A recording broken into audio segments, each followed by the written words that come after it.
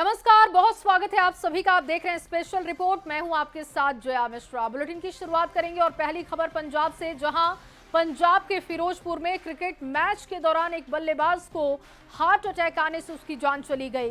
घटना का वीडियो भी सामने आया है।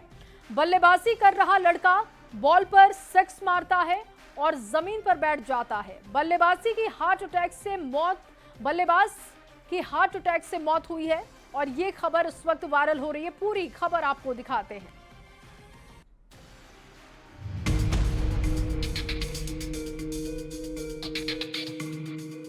पंजाब के फिरोजपुर में क्रिकेट मैच के दौरान एक बल्लेबाज को हार्ट अटैक आ गया, जिससे उसकी मौत हो गई। घटना का वीडियो भी सामने आया है। वीडियो में देखा जा सकता है कि युवक बल्लेबाजी कर रहा है और एक बॉल पर सिक्स भी लगाया, लेकिन इसके बाद वो जमीन पर बैठ गया। जब तक साथी खिलाड़ी कुछ समझ पाते, तब तक युवक जमीन पर लेट गया।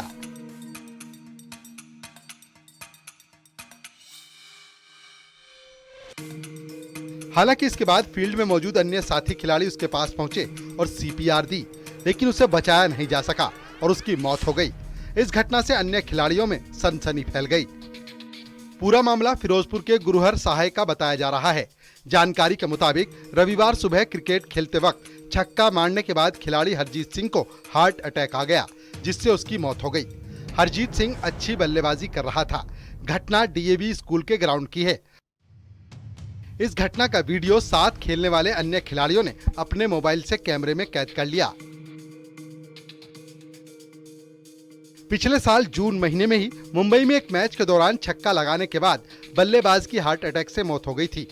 मुंबई के कश्मीरा इलाके में बॉक्स क्रिकेट मैच का आयोजन किया गया था। इस दौरान एक युवक जोरदार छक्का लगाता है। इसके बाद वो तुरंत मैदान पर गिर जाता है। मैदान पर मौजूद दूसरे युवक जब तक कुछ समझ पाते, तब तक उसकी मौत हो गई थी। इन दिनों हार्ट अटैक के मामले भारत में तेजी के साथ बढ़ रहे हैं।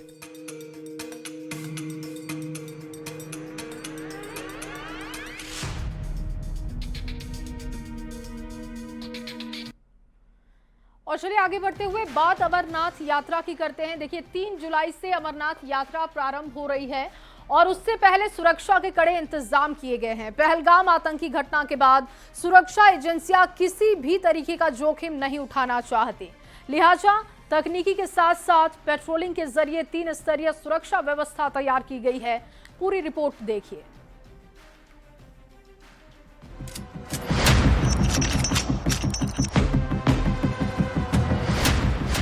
जैसे जैसे 3 जुलाई से शुरू हो रही श्री अमरनाथ यात्रा नजदीक आ रही है, सुरक्षा एजेंसियां भी अपनी तैयारियों को अंतिम रूप दे रही हैं। पहलगाम आतंकी हमले के बाद यात्रा के लिए सुरक्षा एजेंसियां इस बार पहले से ज्यादा सजग हैं। साथ ही डिजास्टर मैनेजमेंट ने भी कमर कस रखी है। इसी सिलसिले में स्टेट डिजास्टर रिस्पांस फोर्स यानी एसडीआरएफ की उधमपुर यूनिट ने जबरदस्त मॉक ड्रिल की। इस अभ्यास में जवानों ने live rescue operation, medical emergency और संकट की स्थिति में तुरंत रिएक्शन देने का अभ्यास किया। भारत में मानसून का आगाज़ हो चुका है और अमरनाथ यात्रा भी शुरू होने वाली है। हमें हमारे कमांडेंट जनरल साहब की तरफ से और हमारे कमांडेंट साहब की तरफ से हिदायतें हैं कि अगर कोई भी मैन मेड या नेचुरल डिज़ास्टर इस टाइम में होता है तो उसमें कम से कम नुकसान हो। इसके लिए हमारी अच्छे से प्रिपरेशन चल रही है। हमारी लगातार क्लासेस चलती रहती हैं। जैसे कि आपने अभी देखा, ये इक्विपमेंट्स डिस्प्ले हमने किया हुआ है। हम हमारा हर एक एसडीआरएफ का जवान इस हर एक इक्विपमेंट के बारे में जानता है और इसको पूरी तरह से चलाने में सक्षम है।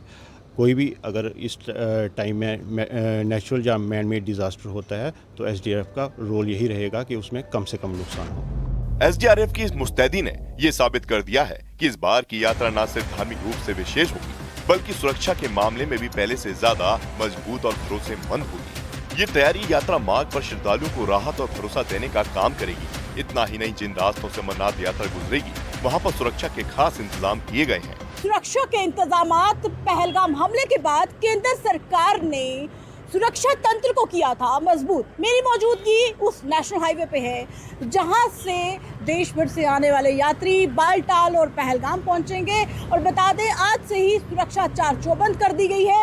हर आने जाने वाली गाड़ियों को खंगाला जा रहा है और पूछताछ जो है वो की जा रही है, कहां से आए हैं और कहां उनको जाना है, क्योंकि कुछ यात्री जो है वो पहले ही यहां पर पहुंच चुके हैं। और सबसे बड़ी बात है कि बार बार ये जम्मू कश्मीर पुलिस के सीनियर अधिकारी जो हैं उनके द्वारा कहा गया है कि बिना कार्रवाई के वो अमरनाथ यात्रा ना जाए। NH 44 यानी जम्मू श्रीनगर नेशनल हाईवे पर अब आधुनिक कमांड कंट्रोल वाहन तैनात किए गए हैं। इनमें लगे हाईटेक कैमरे 2 किलोमीटर तक की दूरी तक हर मूवमेंट पर नजर रखते हैं, चाहे वो हाईवे हो या आसपास का वन क्षेत्र। इस सर्विस जो हम पूरी इस अमरनाथ यात्रा में यूटिलाइज करेंगे, ये 360 रोटेशन करता है इसका जो कैमरा है, और 2 से 2.5 किलोमीटर की रेंज जो है कवर करता है। उससे हमें पहले ही सारा पता चल जाता है और ये मैन्युअली ऑब्जर्व करता है कि क्या एक्टिविटीज़ बाहर हो रही है। इन वाहनों में कंट्रोल रूम की सुविधा है, जहां तैनात अधिकारी 24 घंटे निगरानी में जुटे हैं। नगरोटा जैसे संवेदनशील इलाकों में सख्त नाके बनाए गए हैं, जहां हर वाहन और व्यक्ति की बारीकी से जांच हो रही है। ड्रोन की मदद से हवाई निगरानी भी जारी है, जिससे जमीन के साथ साथ आसमान से भी सुरक्षा का घेरा मजबूत हो गया है। जो है इस रूट से जो है अमरनाथ यात्रा जाएगी। सबसे बड़ी बात है कि हर तरह की तैयारियां जो है वो हाईवे पे की गई हैं। यहाँ से आएगी गाड़ियाँ और यहाँ से जाएंगी। हर जगह CCTV कैमरे जो हैं वो इंस्टॉल किए गए हैं, ताकि हर आने जाने वाले जो यात्री हैं उन पर नज़र रहे। और सबसे बड़ी बात है कि 3 जुलाई से जब अमरनाथ यात्रियों का जत्था यहाँ से रवाना होगा, तो हाईवे पर जगह जगह CCTV कैमरे से निगरानी तो रखी ही जाएगी। लंगर की सेवा होगी, सिक्योरिटी होगी, जॉइंट टीमें होंगी, यहाँ पर BSF होगी, CRPF होगी, जम्मू कश्मीर पुलिस होगी। ऐसे ही हाईवे पर उनकी तैनाती रहेगी। जिस तरीके से जवान आपको बता दें कि यहाँ पर मौजूद है, तो हाईवे पर जो है वो तैनाती रहेगी इन जवानों की। एक एक यात्री पर कड़ी नजर इन जवानों की रहेगी। 2 जुलाई को पहला जत्था बाबा अमरनाथ के दर्शन के लिए रवाना होगा। इसे पूरी तरह सुरक्षित बनाने के लिए प्रशासन ने कोई कोर कसर नहीं छोड़ी है। पहली बार वालटाल मार्ग पर सेना, BSF, CRPF और जम्मू कश्मीर पुलिस की संयुक्त तैनाती की 3 लेयर में की गई है। पहलगाम हमले के बाद से सुरक्षा तंत्र और मजबूत कर दिया गया है। ढोकों में रहने वाले गुज्जर बकरवाल इलाकों में भी सुरक्षा बलों की पैनी नजर है। ड्रोन, नाइट विजन, मेडिकल और हेल्प डेस्क जैसे सभी जरूरी इंतजाम यात्रा को सुरक्षित और सुविधाजनक बनाने के लिए तैयार है। गांदरबल और अनंतनाग को जोड़ने वाले इस रास्ते पर खासकर खिल्लन मार्ग और बड़ी बाग जैसे ऊपरी इलाकों में अतिरिक्त जवान तैनात किए गए हैं। मवेशियों की ढोकों में रहने वाले गुज्जर बकरवाल समुदाय के इलाकों में पुलिस की मौजूदगी सुनिश्चित की गई है, ताकि कोई संदिग्ध वहां पनाह न ले सके। पहलगाम आतंकी हमले के बाद बाबा बर्फानी के दर्शन के लिए यात्रा की सुरक्षा के इंतजाम इस बार पहले से कहीं ज्यादा पुख्ता और हाईटेक है। भारत माता की जय, भारत माता की जय, भारत माता की जय। और अगली खबर गाजियाबाद से, जहां गाजियाबाद में एक महिला ने क्रिकेटर यश दयाल पर मानसिक और शारीरिक शोषण का आरोप लगाया है। पीड़िता ने इसकी शिकायत IGRS पोर्टल पर भी की है।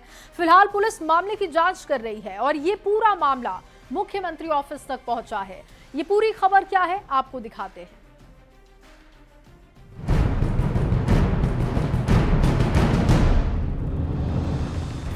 IPL में RCB के स्टार गेंदबाज यश दयाल पर एक महिला ने बड़ा आरोप लगाया है। मानसिक और शारीरिक शोषण का आरोप लगाते हुए महिला ने IGRS पोर्टल पर इसकी शिकायत की और पूरे मामले में उच्च कमेटी से जांच की मांग कर रही है।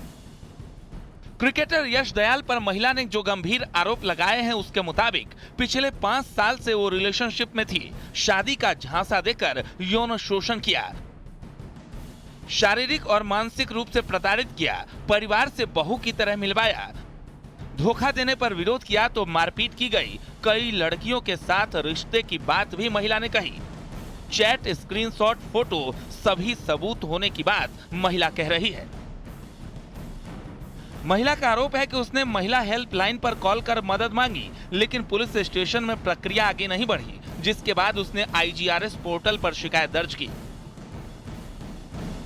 IGRS पर शिकायत के बाद जांच के लिए मामला इंदिरापुरम पुलिस को भेज दिया गया है। ACP इंदिरापुरम का कहना है कि इस मामले की जांच की जा रही है। पहले दोनों पक्षों के बयान दर्ज किए जाएंगे। पुलिस सूत्रों के अनुसार इस बाबत लड़की के बयान दर्ज कर लिए गए हैं। वहीं दूसरी ओर यश दयाल को भी 24 घंटे का समय दिया गया है। इस 24 घंटे के अंदर यश दयाल को भी अपने बयान दर्ज कराने होंगे, अन्यथा उनके खिलाफ FIR दर्ज करने की बात पुलिस द्वारा कही जा रही है। फिलहाल न तो यश दयाल और न ही रॉयल चैलेंजर्स बेंगलुरु ने इन आरोपों पर कोई आधिकारिक प्रतिक्रिया दी है। यश दयाल 2024 से RCB टीम का हिस्सा रहे हैं और 2025 में टीम को उसका पहला आईपीएल खिताब जिताने में अहम भूमिका निभाई थी। पीड़िता ने कहा है कि वो आर्थिक और सामाजिक रूप से बेहद असहाय स्थिति में है और न्याय की गुहार सीधे मुख्यमंत्री कार्यालय से कर रही है। महिला का दावा है कि उसके पास सभी चैट्स, स्क्रीनशॉट्स और वीडियो कॉल्स के सबूत मौजूद हैं जो यश दयाल के खिलाफ उसके आरोपों को साबित कर सकते हैं। अब देखना ये होगा कि लड़की द्वारा लगाए गए आरोपों में कितनी सच्चाई है। ये तमाम ऐसे सवालात हैं जिनका खुलासा पुलिस जांच के बाद ही हो पाएगा। कैमरा पर्सन सतीश के साथ अमित राणा, न्यूज़ 18 उत्तर प्रदेश। और चलिए अब आपको उत्तराखंड की तस्वीर दिखाते हैं। उत्तराखंड में कुदरत का जलजला देखने को मिल रहा है। पहाड़ों पर हो रही बारिश इस वक्त आफत बन चुकी है। उत्तराखंड के बड़कोट की बात हो तो सिलाई बैंड में बादल फटने से एक बड़ा हादसा हो गया। हादसे के बाद 2 लोगों की मौत की खबर आई, जबकि अभी भी 9 मजदूर लापता हैं।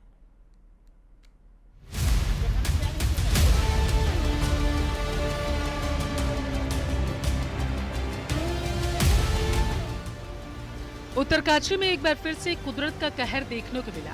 बड़कोट के यमुनोत्री हाईवे पर सिलाई बैंड के पास बादल फटने से 9 मजदूर लापता हैं। सूचना पर पहुंची एनडीआरएफ और जीआरएफ की टीम ने 19 लोगों का रेस्क्यू कर सुरक्षित निकालने के साथ लापता मजदूरों की तलाश में सर्च ऑपरेशन चला दिया है। 9 लापता मजदूरों में 5 नेपाल और 4 उत्तर प्रदेश के बताए जा रहे हैं। उत्तरकाशी में बड़कोट के सिलाई बैंड में बादल फटने से 9 मजदूर लापता होने पर सीएम धामी ने दुख जताया है और सीएम ने सोशल मीडिया पोस्ट में लिखा, दुखद घटना में कुछ मजदूरों के लापता होने की जानकारी मिली। एनडीआरएफ और एसडीआरएफ की टीम घटना स्थल पर पहुंचकर राहत और बचाव कार्य में जुटी है। इस मामले में अधिकारियों के संपर्क में हूँ। ईश्वर से सभी के सकुशल होने की प्रार्थना करता हूँ। तो वहीं उत्तरकाशी के 80 गंगा घाटी के नौगांव केलसू क्षेत्र में बादल फटने की घटना सामने आई, जिससे ग्रामीण की सड़क बह गई है और खेतों को नुकसान पहुंचा है। ग्रामीणों में बरसात की दस्तक के साथ अब दहशत देखी गई।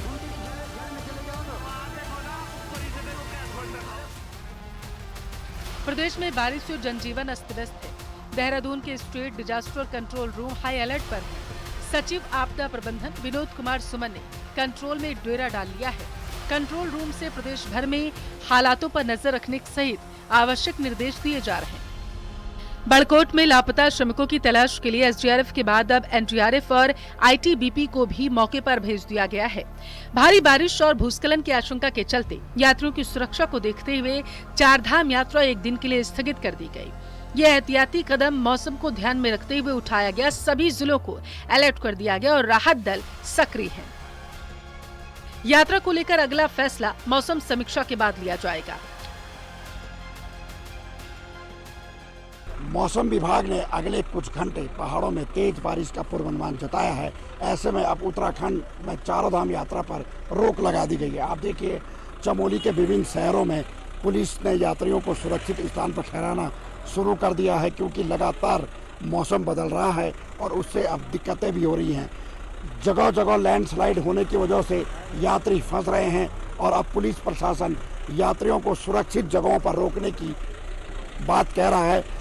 जोशीमठ, कर्णप्रयाग, चमोली, पीपलकोटी और बद्रीनाथ धाम में यात्रियों को रोका गया है और मौसम जैसे ही सामान्य होगा उसके बाद एक बार फिर से यात्रा सुचारू कर दी जाएगी। चमोली में लगातार बारिश जारी है, जिससे सबसे ज्यादा नुकसान दशौली विकास खंड में हुआ। थिरपाक गांव में लोगों के घरों में मलबा घुसने से नुकसान हुआ।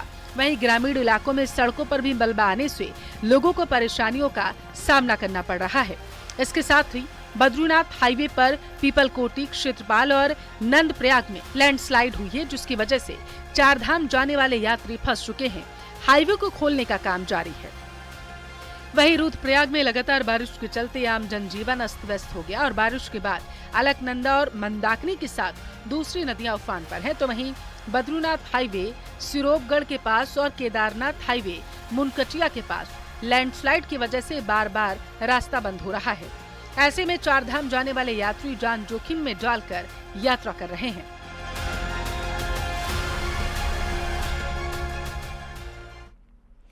और अब खबर छत्तीसगढ़ के रायपुर से आपके सामने रखने जा रहे हैं। एक घर में 35 सांप निकलने से हड़कंप की स्थिति बन गई। नाग नागिन सहित सांप के बच्चे मिलाकर करीब 35 सांप निकले। लोगों ने सांप पकड़ने वालों को खबर की और इसके बाद सांपों को रेस्क्यू करने के लिए यहां पर टीमें पहुंची, जिसके बाद लोगों ने राहत की सांस ली है। ये पूरी खबर आपको रिपोर्ट के जरिए दिखाते हैं।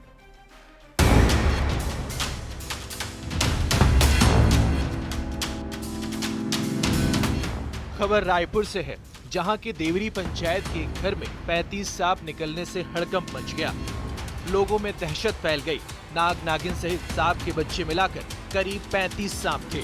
लोगों ने सांप पकड़ने वाले को खबर दी, जिसके बाद सांप पकड़ने वाले ने इन सांपों को पकड़ा और लोगों ने राहत की सांस ली। आपकी नजर जब कभी एक सांप पर पड़ जाए तो सांसें फूल जाती हैं, लेकिन सोचिए जरा, एक घर जहां लोग एक दो नहीं बल्कि दर्जनों सांपों के बीच रह रहे हो, उनका क्या हाल होगा। तस्वीरें देखिए जो राजधानी रायपुर के आरंग के देवरी गांव की है। एक या दो नहीं बल्कि नाग नागिन के साथ घर से 35 सांप निकले। ये वीडियो देखकर रोंगटे खड़े हो गए होंगे। इसके बाद इलाके में हड़कंप मच गया। घर के मालिक ने बताया कि पहले 2 सांप निकले थे, फिर रोजाना सांप निकलने लगे। इतने सारे सांप देखकर गांव के लोग दहशत में आ गए, लेकिन ग्रामीणों ने इसे चमत्कार मान लिया। लोग भगवान शिव का जयकारा लगाने लगे। बाद में सभी सांपों को सुरक्षित रेस्क्यू कर जंगल में छोड़ दिया गया। ये घटना मानसून के दौरान सांपों के आबादी वाले इलाकों में आने के बढ़ते खतरे को भी उजागर करती है। इसलिए जरूरत है कि बारिश के मौसम में सतर्क रहें। और अब बात भारतीय रेलवे की करेंगे। देखिए, भारतीय रेल पर पत्थरबाजों के निशाने हैं और पिछले कई दिनों से भोपाल जाने वाली शताब्दी एक्सप्रेस पर पत्थरबाज पत्थर मारने की घटनाओं को अंजाम दे रहे हैं। शताब्दी एक्सप्रेस पर बीते 8 दिन में 7वीं बार पथराव हुआ है।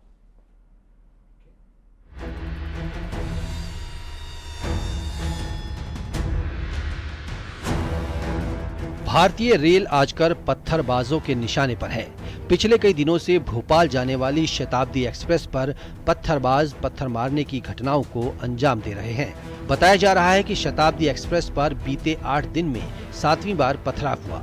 जानकारी के अनुसार बीते शनिवार रात शताब्दी एक्सप्रेस पर फिर एक बार पथराव की घटना सामने आई। भोपाल दिल्ली शताब्दी पर मथुरा के पास पथराव हुआ, जिसके कारण शताब्दी के C7 कोच की खिड़की का शीशा टूट गया। भारतीय रेल पर लगातार जो पत्थरबाज हैं वो उनको निशाना बना रहे हैं और कहीं ना कहीं घटनाएं को अंजाम दे रहे हैं। अगर हम बात करें तो नई दिल्ली से चलकर भोपाल जाने वाली शताब्दी एक्सप्रेस पर पिछले 8 दिनों में 7 बार पत्थरबाजी की घटनाएं सामने आई हैं। इन घटनाओं के बाद यात्रियों के बीच भी डर का माहौल है। लोग सफर तो कर रहे हैं, लेकिन उनका मानना है कि सुरक्षा में और पुख्ता इंतजाम किए जाने चाहिए, ताकि रेल में लूटपाट की घटनाओं के साथ ट्रेन डिरेल होने से लेकर पत्थरबाजों पर अंकुश लग सके। जो हम रास्ते में चल रहे, सफर कर रहे, थोड़ा सा सुरक्षा बढ़ाया जाए। रास्ते में पत्थरबाजी हो रही है, कहीं पे भी रास्ते में देख के कोई भी चेन पुलिंग कर दे रहा है। फिलहाल घटना के बाद आरपीएफ की पेट्रोलिंग बढ़ा दी गई है और आरपीएफ की कई टीम पत्थरबाजों की तलाश में जुटी हुई है।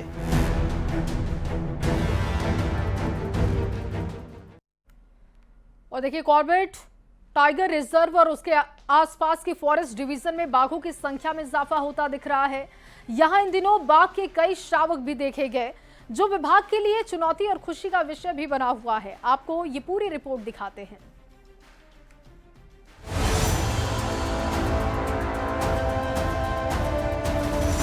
कॉर्बेट में इन दिनों कई बाघिन अपने शावकों के साथ दिखाई दे रही है और बढ़ते बाघों की संख्या ने कॉर्बेट के आसपास रहने वाले ग्रामीणों को चिंता में डाल दिया है।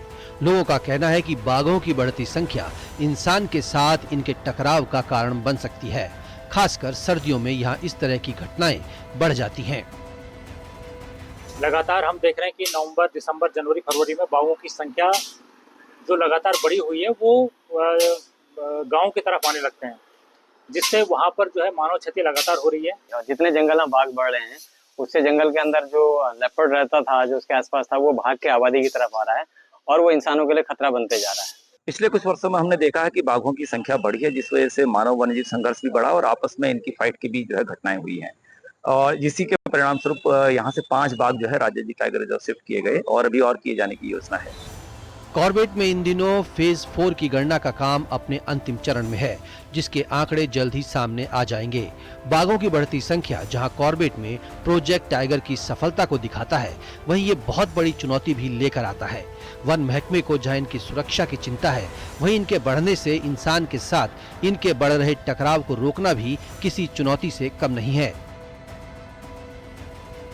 जो हमारा टाइगर सेंसस होता है, इसमें लेस देन 1 ईयर एज के जो कप्स होते हैं उनको काउंट नहीं किया जाता है।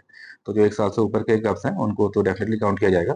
और जो नेक्स्ट सीजन में इसकी बढ़ती संख्या को देखते हुए कॉर्बेट टाइगर रिजर्व प्रशासन और जो आने वाले टूरिस्ट हैं वो सभी उत्साहित हैं। इस बार जब अब अगला सेंसस जब होगा तो निश्चित तौर पर उसमें बढ़त पाई जाएगी, क्योंकि हमारे देखते देखते बहुत सारे नए शावक पैदा हुए हैं और जो कि अच्छी तरह से उनकी मदर उनको रेयर कर रही हैं और वो जो है अच्छी हालत में दिख रहे हैं।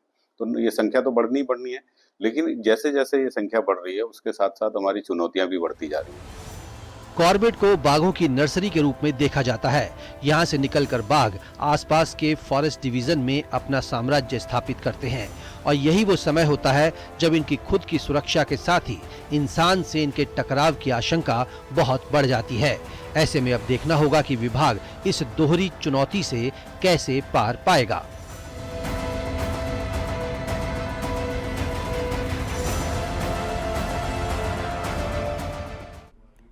और चलिए इसी रिपोर्ट के साथ इस बुलेटिन में बस इतना ही। आप बने रहिए न्यूज़ 18 बिहार झारखंड के साथ।